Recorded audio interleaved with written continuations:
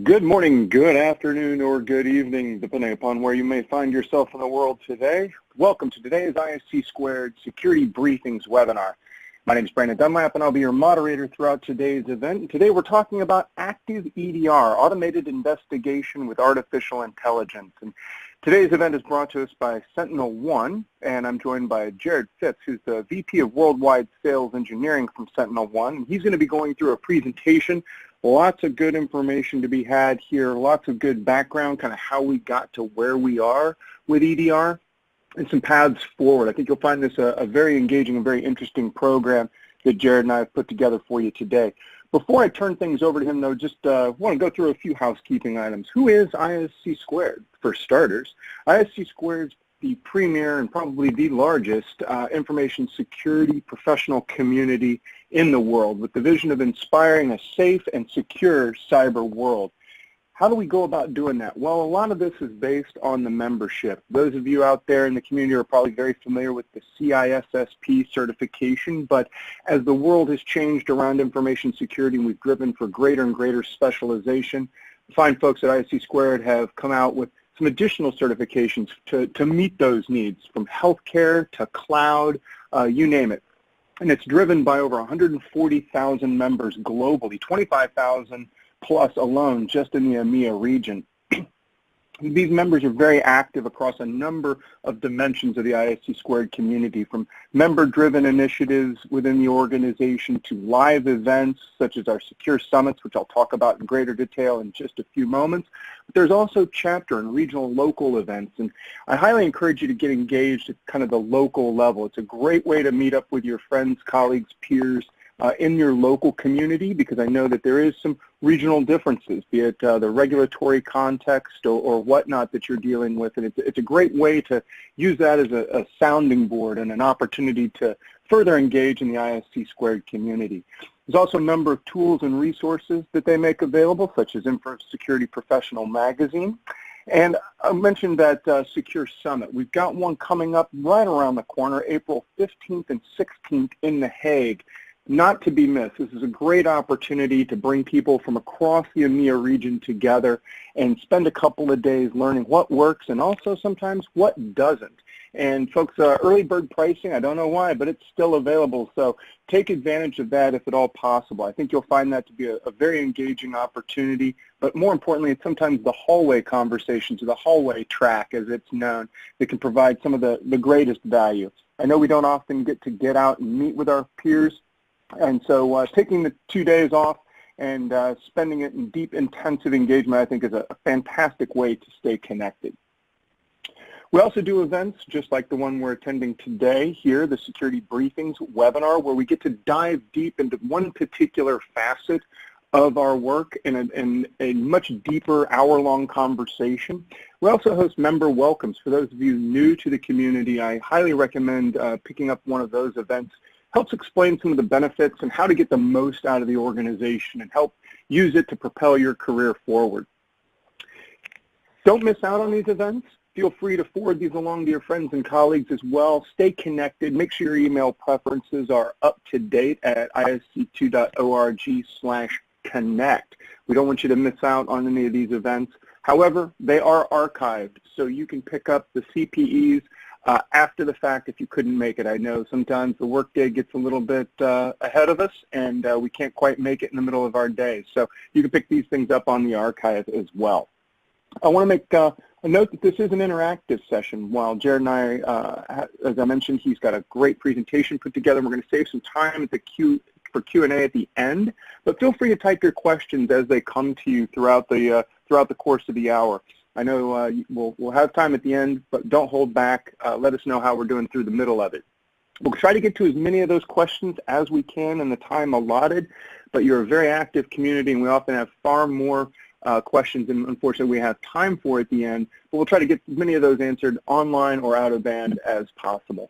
I have a bit of a reminder at the end also to let us know how we did, but give us some feedback. Don't just tell us how many stars, 4 out of 5 or whatever. Let us know, give us some comments. Was it too technical, not technical enough?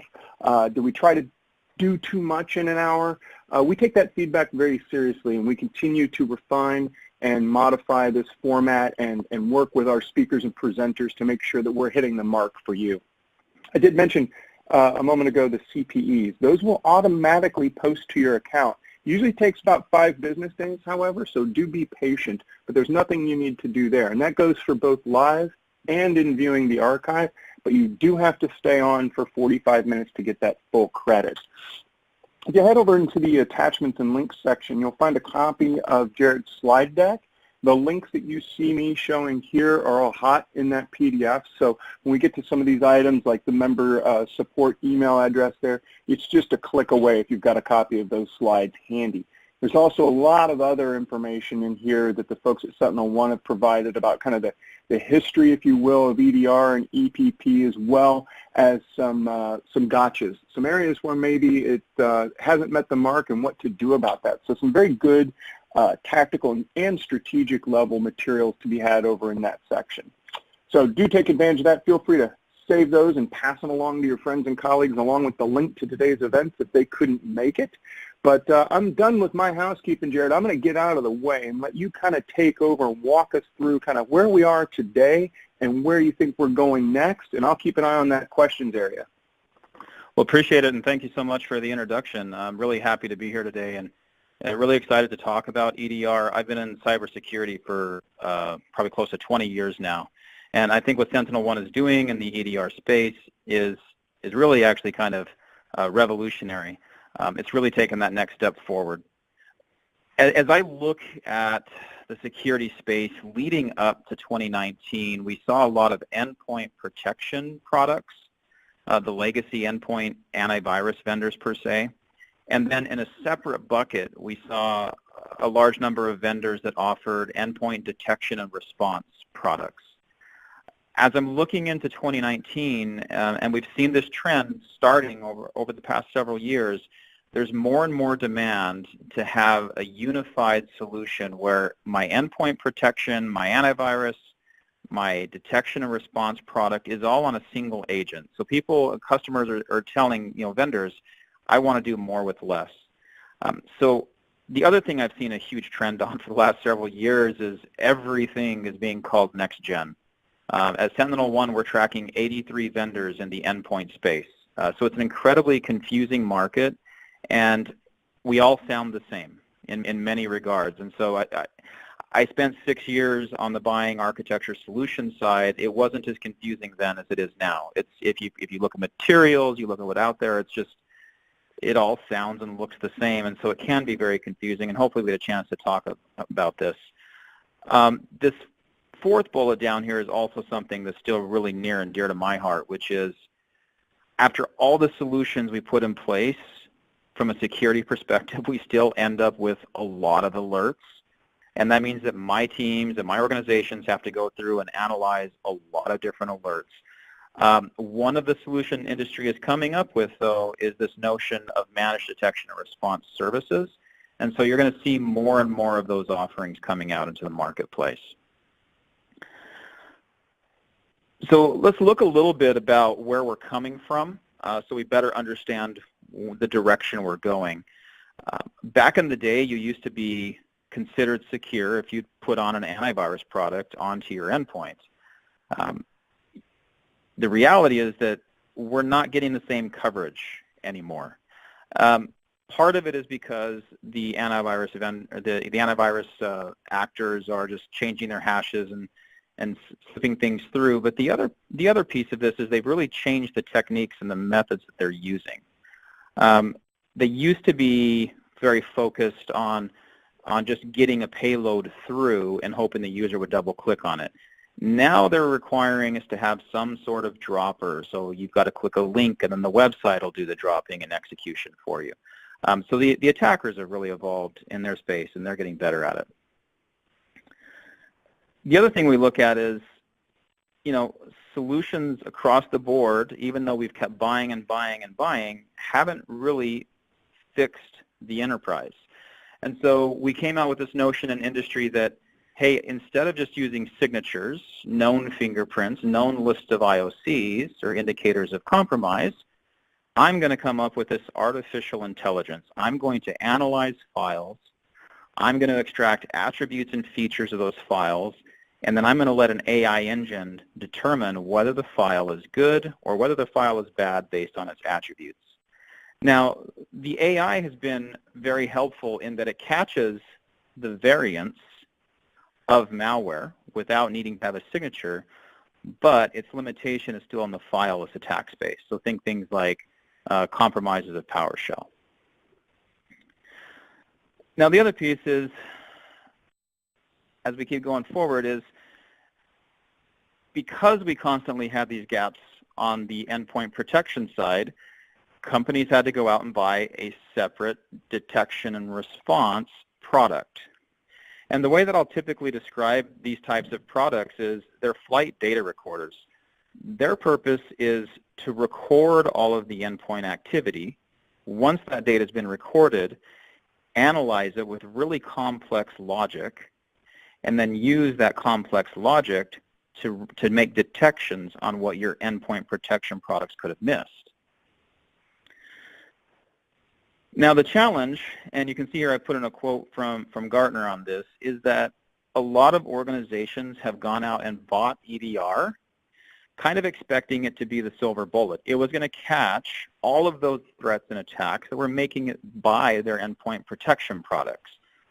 The reality is, while the endpoint detection and response products do a really good job of collecting and capturing all that information, it takes a certain skill set and it takes a large number of a certain skill set to effectively be able to leverage those tools at scale for organizations.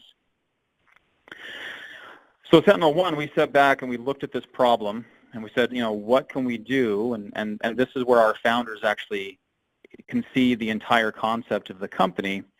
And so even though there were plenty of next-gen players that were already out of the marketplace, SentinelOne said, let's build a product that will do both endpoint protection and it'll do endpoint detection and response with one agent. And let's let that product, instead of requiring human beings to try to piece together all the puzzle, let's use artificial intelligence, let's use behavioral analysis to link and build these stories so that the analysts don't have to try to figure out what happened. They can simply look and figure out how they want to respond. So that's really the genesis of Active EDR. And I want to dig a little bit more about what we're going to be able to do with it. So first off, we're going to be able to do prevention. SentinelOne has the ability to do this traditional AV prevention. It also leverages behavioral analysis as well as artificial intelligence on file analysis.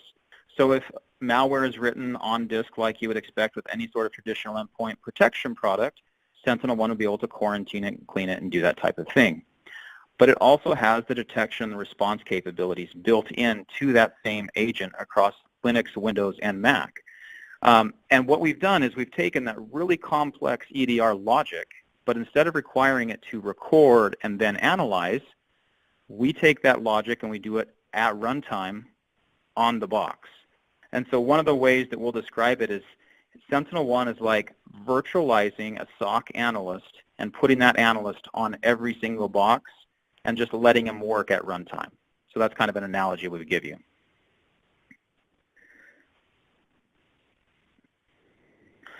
Okay, so from the capabilities of what my Active EDR should be able to do for me.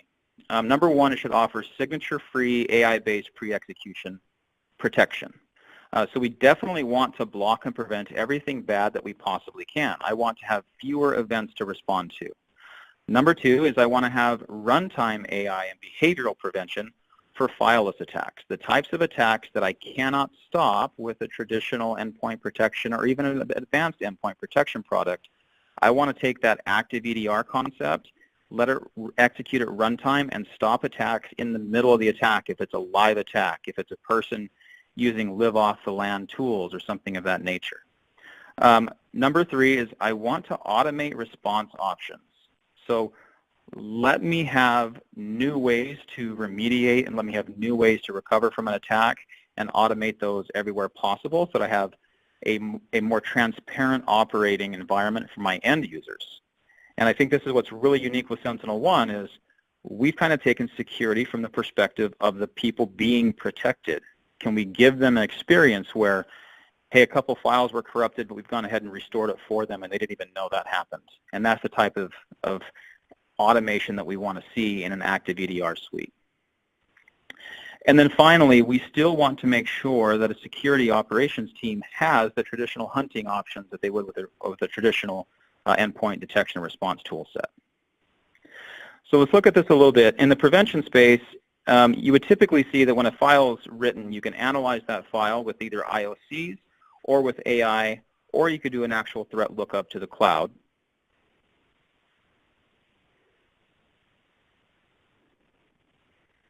And you'd be able to make a determination and a conviction on those files at any point in time. But as we start to move forward, and we actually get into a detection phase, if the user is executing on a file, the file itself may not be necessarily malicious. Let's talk about a document, for example, that has an embedded VBS inside of it. There's very legitimate reasons that companies want to have documents with macros or VBSs inside of them.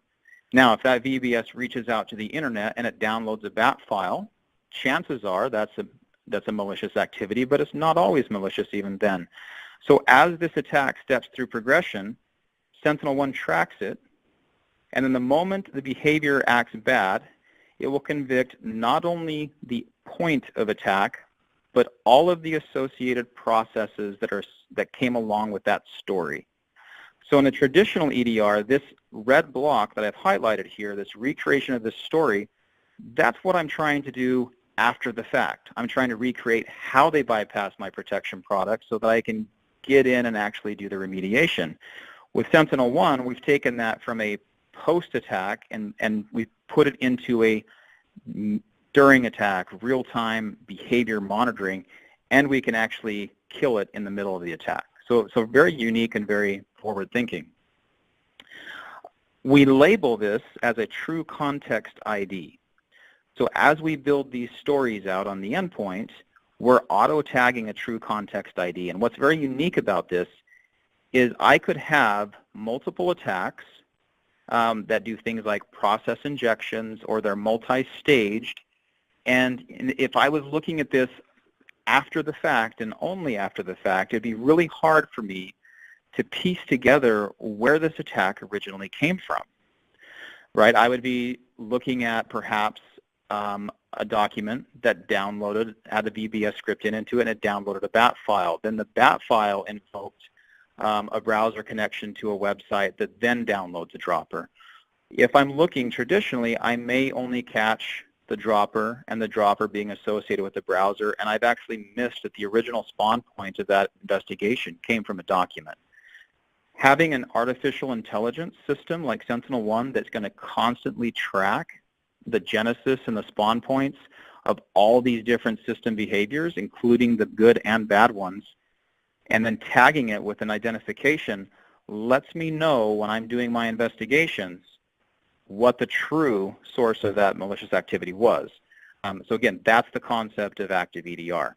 We're going to go ahead and pre-assemble that investigation for you. Okay. So the net result of this, and I worked in a security operation in a security operations center for a couple of years. The net result is that there's a lot of data that comes into a security team. Some of the data is false positive. A lot of the data is very much accurate, but it's very difficult at times to piece together the actual story just from all the data elements. I may have data elements relating to a single attack that are coming from multiple products, my firewall, my IPS, my endpoint products. I may even have a SIM that's analyzing some of my log files. And all these things are pointing to something happening, and yet it takes a significant amount of time to piece that all together and say, here's what happened. What we're doing on SentinelOne is we're leveraging the power of artificial intelligence, and we're leveraging the power of automation to allow the computer to do the mundane reassembly and also to do it far more precisely at a high volume. And so the net result is, instead of giving you an alert for every single tiny event, we're going to give you one story. And that story will have all of the different components into it, pre-assembled, so it can lay out the entire attack as a storyline. Again, that's the notion of active EDR, where I'm able to bring this information and just hand it to you so that you can now, what is my next steps going to be? How am I going to resolve this threat?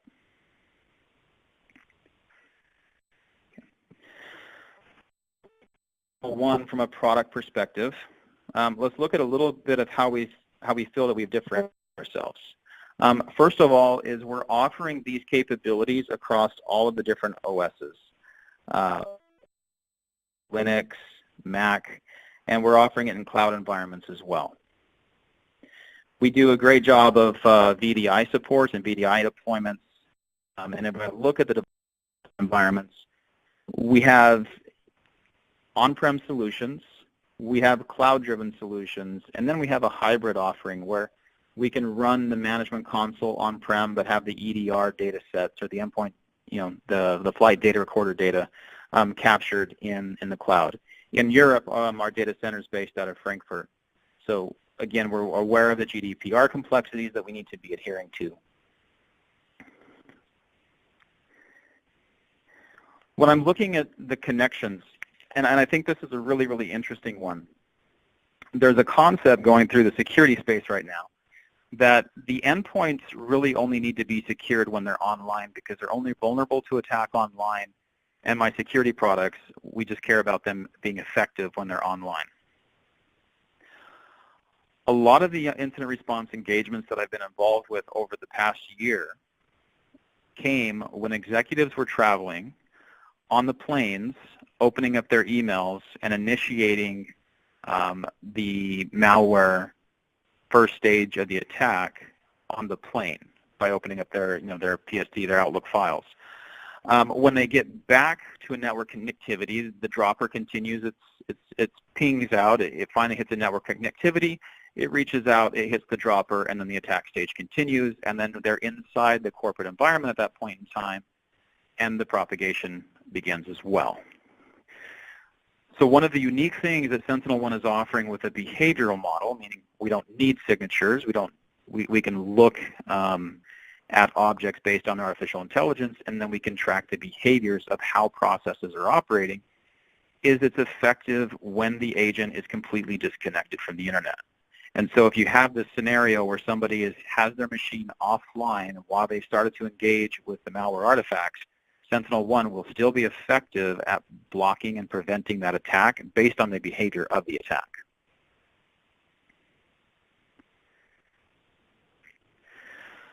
The other key element in terms of active EDR is, again, focusing on data, and I would call it the democratization of that, making the data available to who needs it, when they need it, and how they need it. So the SentinelOne, we're very focused on an open API, but a very streamlined integration process, and we've had a very active integration with a large number of vendors in this ecosystem. So we're firm believers that if I can orchestrate a security response between my network and between my endpoints and between the security products I have in the space, that we can make the effectiveness of a security team dramatically increase. If I can make your security team of 4 or 5 people feel like a security team of 30 or 40 people because we're automating the standard responses that they're going to take, and we can help through the integration process initiate some orchestrated automations, then that's a win.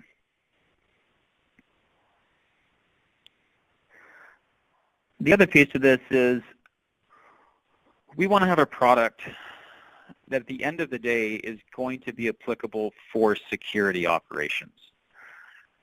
Large organizations with a complex SOC, Security Operations Center, they have a very unique perspective, and oftentimes when you're sitting in a smaller organization, you're thinking, man, I wish I was at this larger organization. I'd have more resources, I'd have more money, and I could really build a true security program.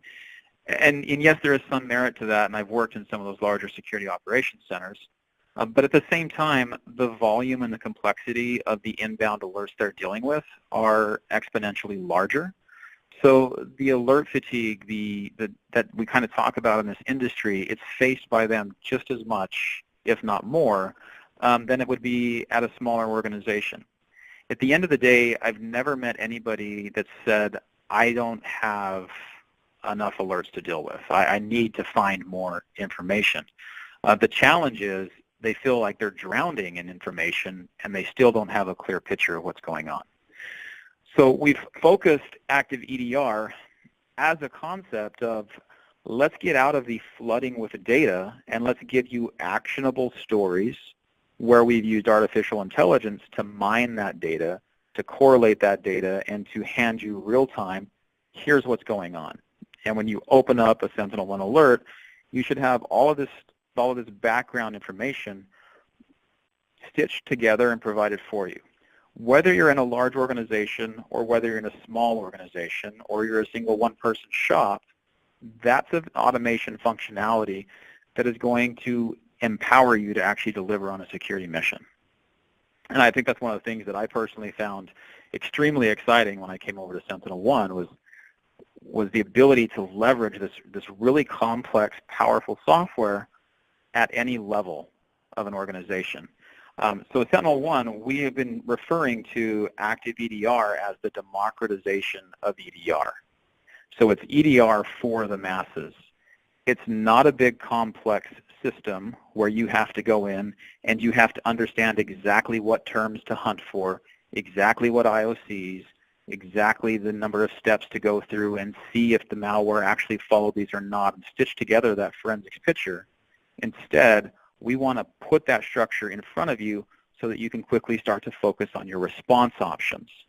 And this is the other piece that I think we've kind of brought into the endpoint detection and response conversation is how do we actually respond? What are the options and what things can we do here on the response side? And so SentinelOne, we have the traditional response that you would expect from prevention where we can quarantine and delete and remove files and kill processes and active running processes and do the remediation where we take out the infected registry components. But there's something different we've done. One of those differences is rollback. So have we ever thought about the user experience of going through a cleanup effort? And I started security back in 2001. I remember showing up to my first employer and we're being taught that, hey, in the event that there's a malware outbreak, you're going to unplug your machine, you're going to call the help desk, they're going to come and they'll probably reimage your machine, and it takes about a day and a half, 2 days to get your machine back.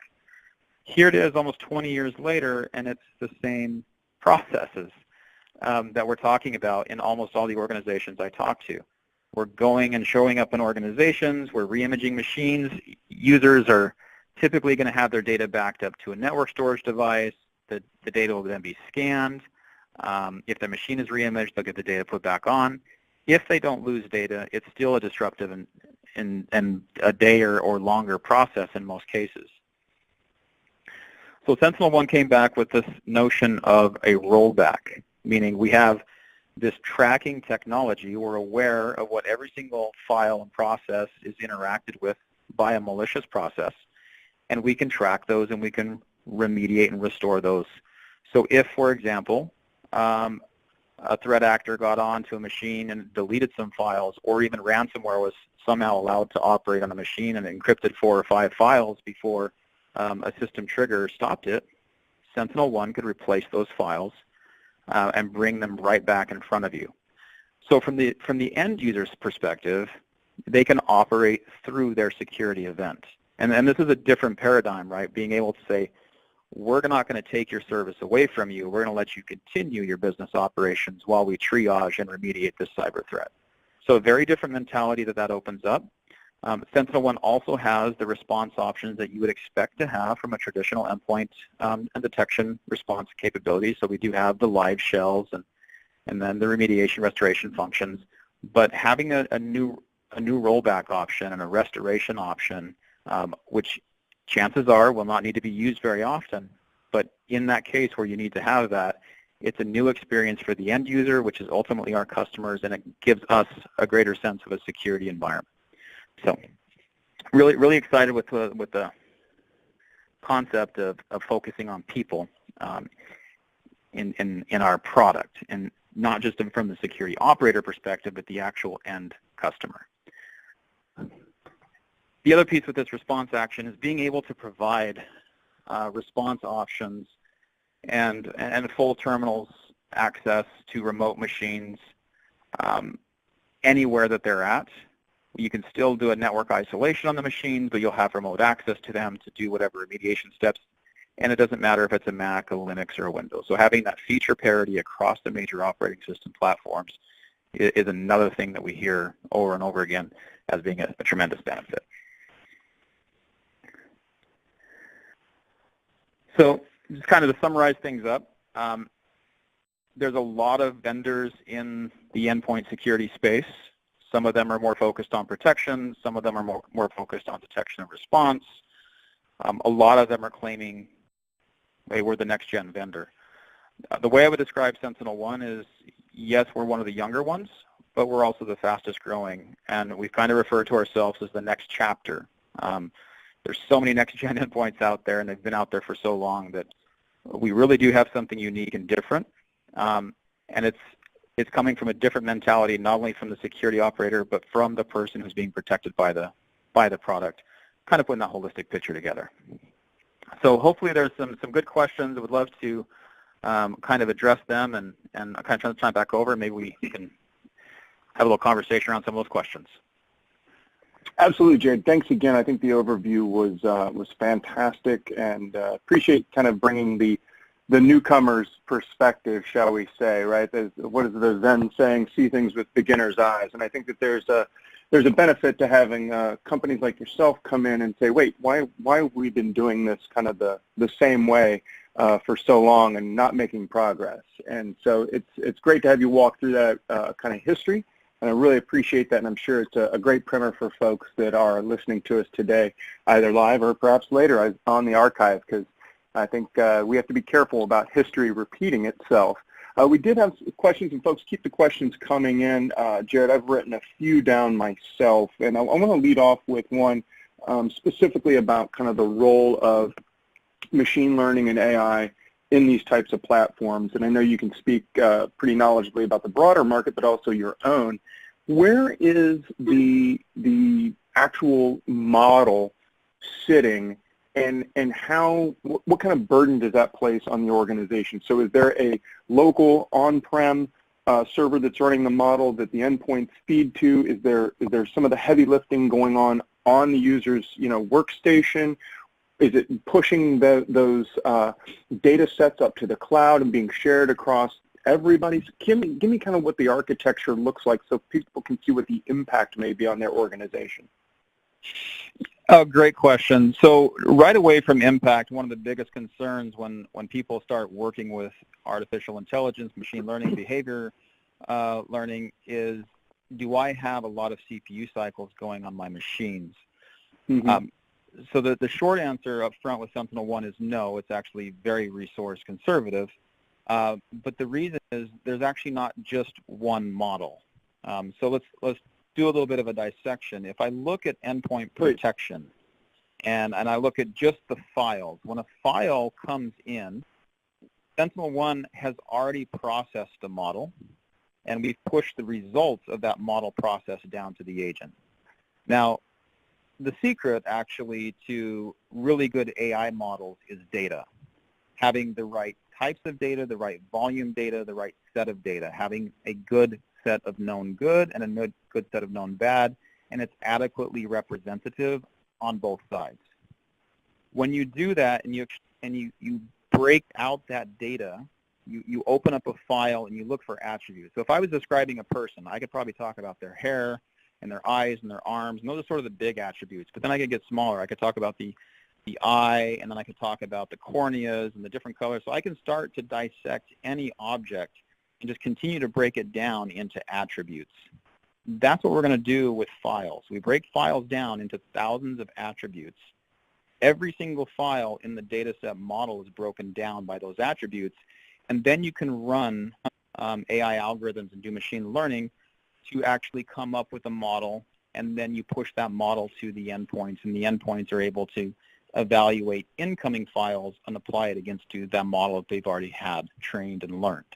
So we don't have to run our agents in a training mode. We don't have to wait 3 or 4 months and hope that your environment was clean and we baselined a clean environment.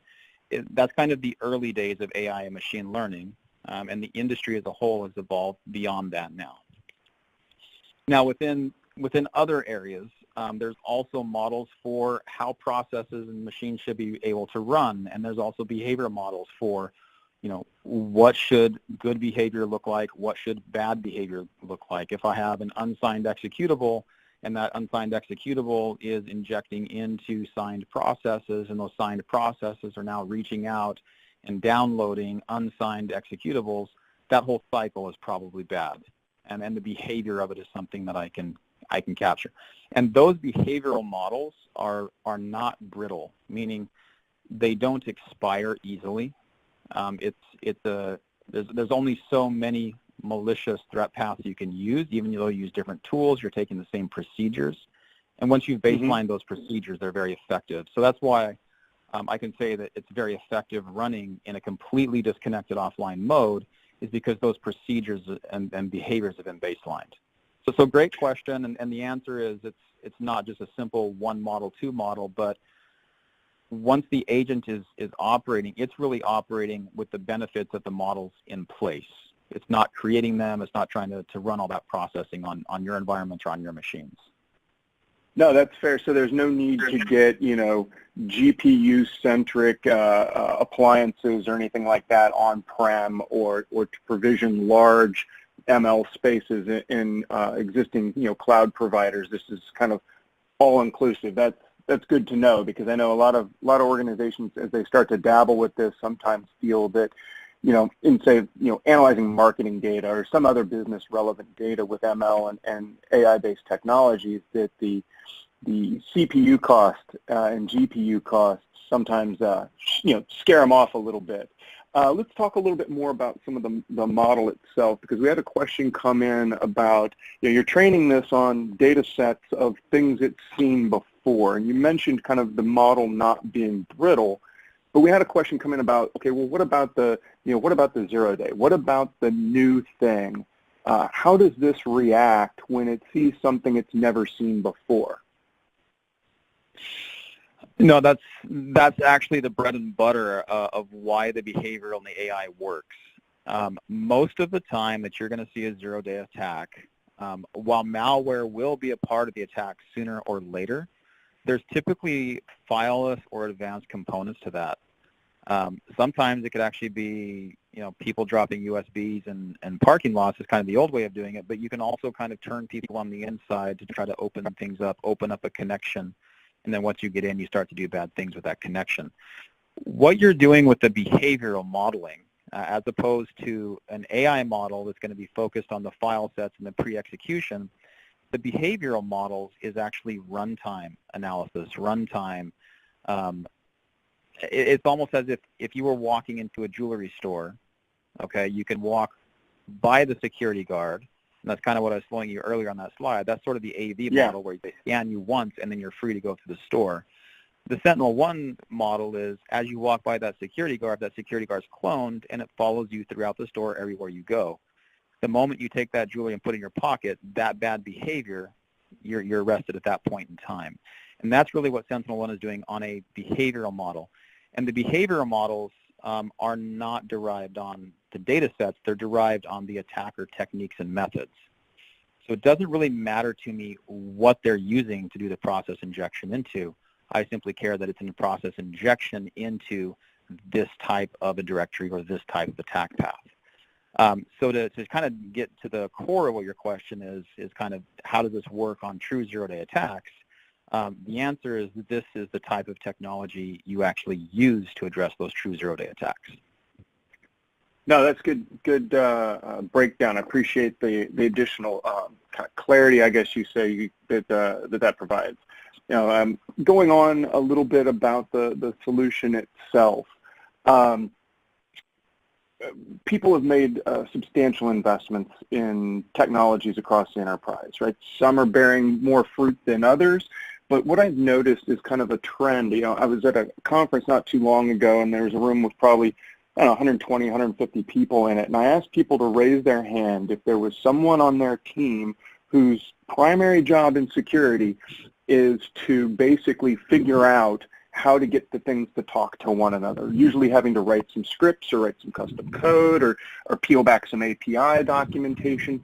Can you tell me a little bit about the API that you guys expose and some of those opportunities where this could fit in with some other products or technologies in the enterprise? The API story is always interesting because when I was on the purchasing side, everybody wants to talk about API, but I have to manage that integration somehow, and those integrations, sometimes if one vendor changes an API, then everything kind of gets broken, and that hurts. Yeah. I think there's a reason we've seen a rise in the orchestration industry when you look at the different types of vendors that are doing orchestration, and we have native integrations with those. In a lot of cases, I would recommend shops to look at those orchestration tool sets as it gives you more of a longer lasting implementation of integration options. And the other nice thing is you can leverage multi-product automation through those playbooks. So that's really beneficial doing that. That being said, SentinelOne has done a great job of making the API very robust and very accessible. So we use the API to construct our own interface, and we have had customers write their own GUIs, per se, their own user interfaces using the SentinelOne API. But we actually expose the API directly in the GUI so that you can run test connections. So we don't simply give you a manual of the API. It's as if you have an interactive session where you can test your API calls and before you're trying them out. So it makes it incredibly simple to use the API with a couple of examples of things to do. Again, most organizations are going to be focusing and trying to work from that single pane of glass, and they've probably done some sort of an investment in a SIEM at that level. So probably the first step of that integration is tying SentinelOne to the SIEM, and then the second piece would be understanding what the workflows of the organization is going to be. The other piece to this is some organizations, and I'm seeing this trend more and more, they don't want to deal with the daily monitoring. They only want to respond to the events that they have to worry about. And I touched on this earlier with the MDR offerings, but across the industry, MDR offerings are increasingly popular.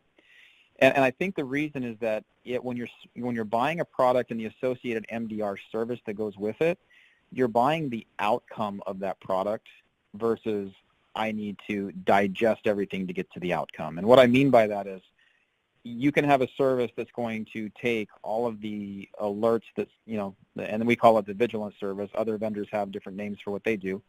But the vigilance service will monitor every single alert. It can actually go ahead and resolve them for you and take the initial actions if that's what you want, or it can simply notify your team, here's a critical event, here's what the steps are that you should probably take. And so what you're consuming then is a very direct output, and now you just simply need to do a security response. And over, what I'm hearing from security teams is, let me focus on getting that response done. And so the integrations that I've seen very successful are ones that are response-led integrations where it's almost tied into a playbook and it leverages automation. So one example would be Fortinet in the Fortinet fabric. If I'm able to identify something malicious on the SentinelOne side of the house, then let's auto-share that IOC information, the hashes and file names and whatnot, up to the FortiFabric so everything else in that environment can take advantage and leverage that in their responses. So that's kind of an example of what I see people doing with the automation.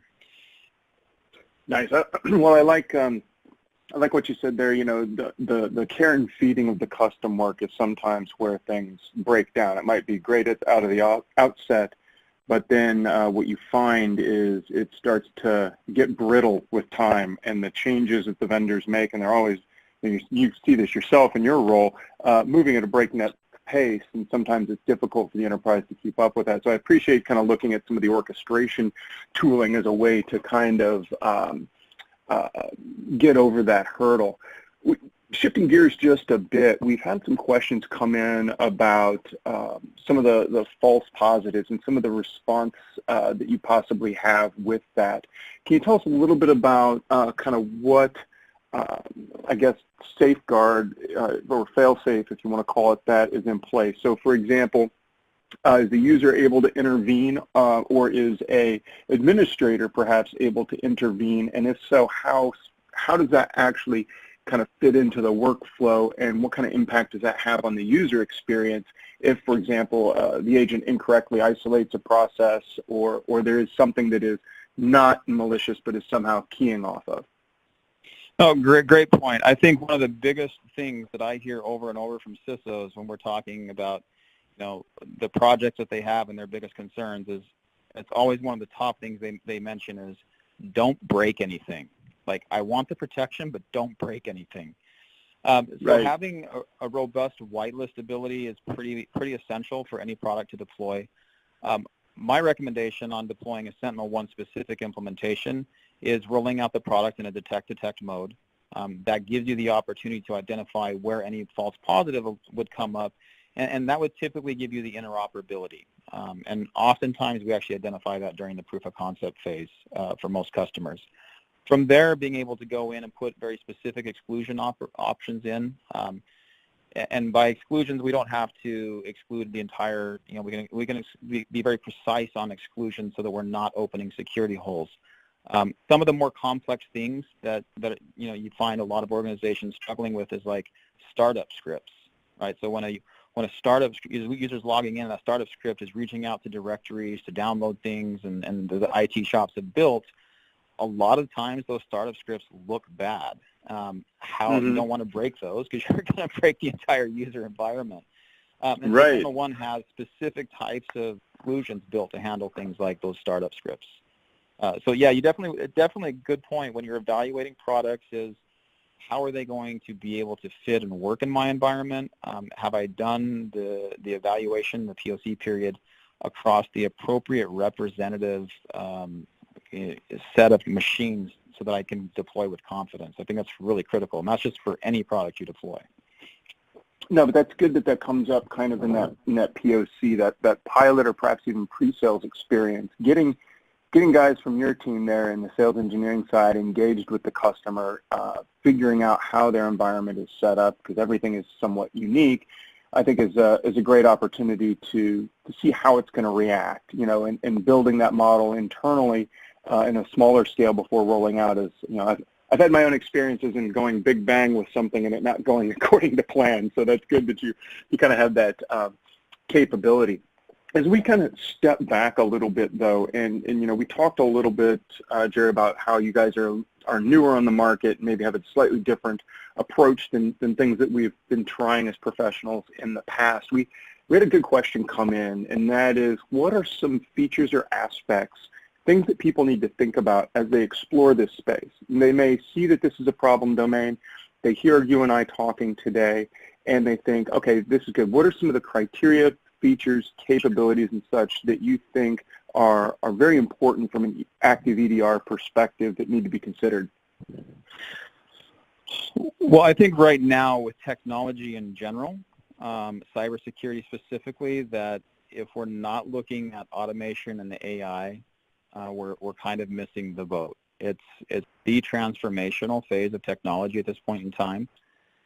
We're very used to automation in our vehicles, lane departure warnings, braking assists, airbags. So we're always used to these automation features and other aspects, but for some reason in cybersecurity, the notion that artificial intelligence is going to take some action for me kind of makes us nervous. We got to kind of flip the mindset and look at what is the benefits of automation? Why is automation AI even coming out to begin with? Once you do that, then it's kind of like, I should actually be looking at this across all of my security, not just my endpoint security, but all of my security environment, and that's going to be very transformational. Two, I would say, is mapping the right persona to product.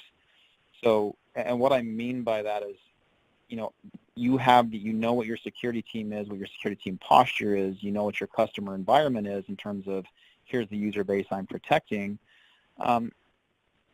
Any number of products can be deployed in different ways, so understand what those deployment options are, and then there's a lot of products out there that you can look at. And so understand, what are my peers doing? Why are they doing that? Go look at the peer reviews out there on SentinelOne and various products, so you can find the right fit for your organization. And I've always encouraged people to do that, not just with our products, but with any product that they're making an investment on. Pretty important thing to be doing. No, fantastic. Lots of good information that's come through. We've had quite a good uptick in questions from the audience, but I've got one more, and I think that this may take us pretty close to the end of our time, because I do got some housekeeping at the end here. We've seen a lot of change in endpoint protection strategies over the years. You touched on kind of the good old-fashioned, endpoint antivirus heuristic models, the pattern matching and such.